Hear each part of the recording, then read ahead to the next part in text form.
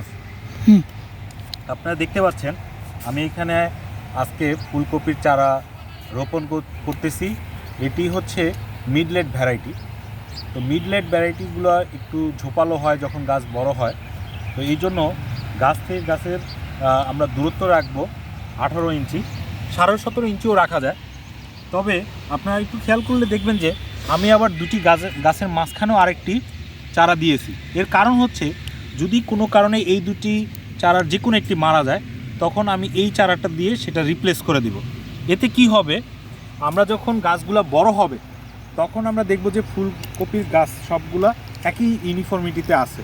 কারণ যদি আমরা সিডবেড থেকে নতুন চারা এনে এখানে যেই চারা মারা গেছে সেটা রিপ্লেস করি তখন দেখা যাবে যে যখন গাছ বড় হবে তখন এগুলার ইউনিফর্মিটি ঠিক থাকবে না, অর্থাৎ ছোট বড় হবে। এই ক্ষেত্রে দেখা যাবে যে আমার কাঠ গঠন আগে পরে দেখা দিবে আর কি। ধন্যবাদ।